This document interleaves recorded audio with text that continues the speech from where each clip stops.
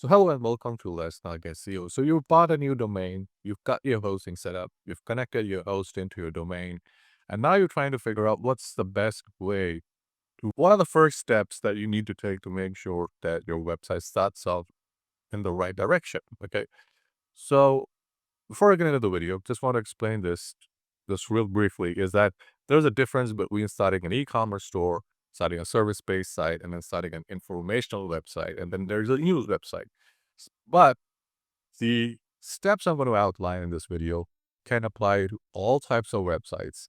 Now, moving forward, like from once you set up the base correctly, from there on out, how you handle the SEO and how you handle the content is going to primarily depend on the type of website that you're working with.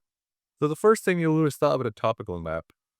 And I have a whole video about a topical map, but you can go ahead and watch the video and you can make your own topical map. But if you are unable to make your own topical map, you don't have the time or you don't want to put in, or you don't have the tools required, you can always hire me to build it to you a topical map. And mainly a topical map goes in and explains exactly what the topic will cover. For instance, let's say you are a dentist, okay? So let's say you're a dentist and you will have your home page and you will also have the service page, and you will also have let's say the about, right? So after these three pages, so this is a given. So this is something you're gonna have. But what services are you gonna list under those? And how what keywords and what titles and what headings, subheadings are you gonna use for the page? For instance, under services, you're gonna have, let's say, root canal, right? Or also you can also have tooth extraction, and you will also have, let's say, and all of these are going to be individual pages. So this is going to be another root directory. This will be another root directory here. And then under home, you also have to decide like what keywords are you going to target under home. So you could do, for instance, dentist in Minnesota, Florida. This is the state. All right. Or you can target an area. Okay. So this depends. So this will depend on what your target is, how you want to target, and then what will what keywords you want to target. So usually if you're a dental site, it's not going to be a large topical map. Okay, it's going to be a pretty average size topical map. And then from there on out, you're going to fill in the information as I go forward into your website. So this is provided your website is already designed, it's ready, it's online, it says set, your website is in maintenance mode. Once the topical map is ready, the next step is to publish 20 of your high priority pages. Now, what do I mean by high priority pages? So these will be, as I mentioned earlier, so this will be your home page. So this will be right at the top. Right? So first will be your home page. Right underneath that will be your services page. So you've got your service page. Plus, it's gonna be uh, your about page, and then it's gonna be your privacy policy. Okay, but underneath services, you're gonna publish like all of your services, ideally. So mainly like around 20 of your pages are gonna be published right away. So as I mentioned earlier, so root canal, cosmetic dentistry, all of that is gonna be. But how is it gonna be arranged? So let's say you provide a smile correction services. Okay, so is that going to be under cosmetic dentistry, right? Or is this going to be under directly this service over here? So this is something you need to decide based on the topical map. And this is where the topical map comes in.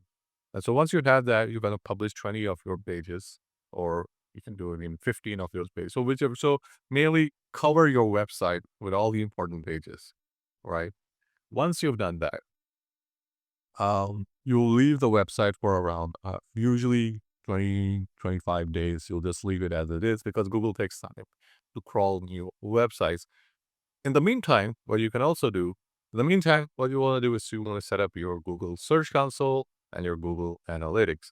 Now, that's a separate tutorial in itself. It's pretty self-explanatory. If you're using WordPress, there's a plugin, I think it's called, I'll put the screenshot in the video. Just install the plugin and copy and paste the code from your Google Search Console account and from your Google Analytics account into that, and it connects. Okay, so it's very simple. If you're not using WordPress site, Then the steps are a little more complex because it requires you to verify your website. So it requires you to copy a piece of code onto your website's header and then verify it that way.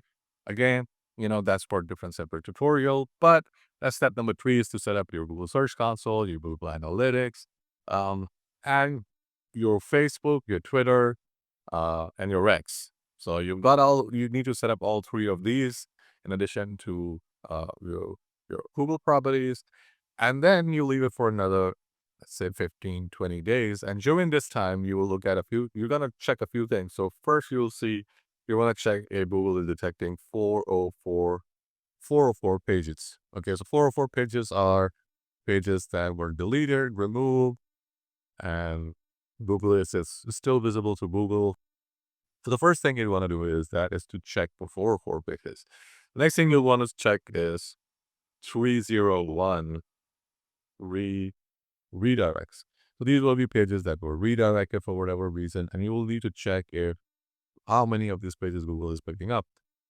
The other types of pages Google will pick up are pages with parameters, like for instance, equals to parameter pages usually with a question mark, equals, and then they will be like AE24, something like that. So these are going to be your parameter pages. Generally, when you see parameter pages, that means that something is not configured correctly, or because these shouldn't be indexable. Okay, and so you would want to check this.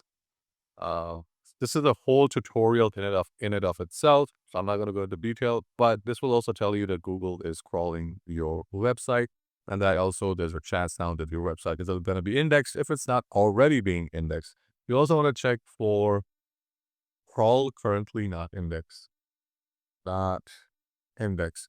And this is important because this means that Google is crawling those pages, but it's not indexing it right away. So you need to figure out why Google is not indexing those pages, and then fix that issue before you move ahead. Because if Google is not indexing, then having a website is absolutely pointless. Once you figure out all of this and you've set up your Google Search Console, the next step is to build out your pages. So you've got the topical map. Now you start posting content from the topical map. Generally, you want to stop at around 2 blog posts or 2 pages a day, depending on what types of sites you have. If you have an e-commerce store, you can go ahead and put on your products, but usually limit it to like 20, 25 products a day, and you just start uploading your products. So again, this will depend on the direction you take with your website and the type of website you have, but you might want to start building those pages. But the other important thing, and this is what most people do not talk about, is anchor text. Now, I am a big proponent of using the right anchor text.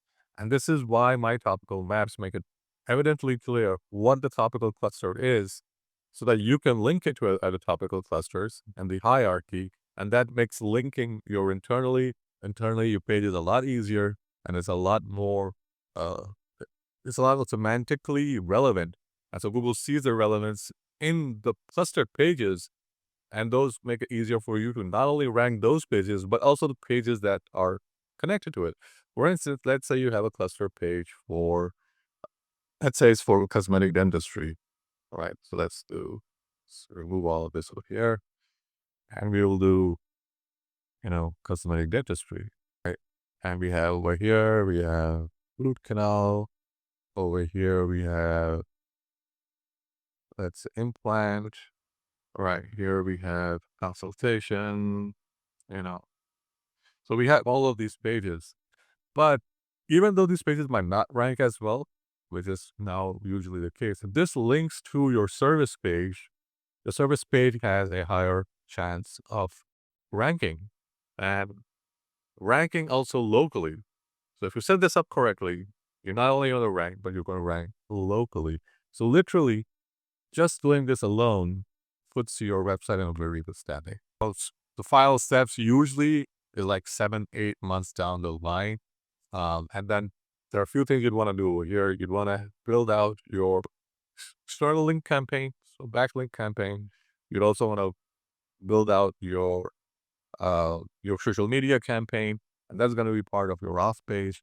And then usually your on page mostly is going to be to make sure that your pages are fresh, to make sure they're error free, and also to make it easier for Google to crawl your site. So you want to make sure that Google, that's a whole different topic, but you want to make sure that Google is not exhausting its crawl budget and exhausting resources trying to crawl your website. You should make it very easy for Google to crawl your site, because only then it would prefer to crawl it more, which means it ranks higher in most cases, as opposed to not crawling it at all. Okay. So I hope you guys liked the video. Like and subscribe as always. Leave a comment below, and I'll see you guys in the next video. Happy ranking.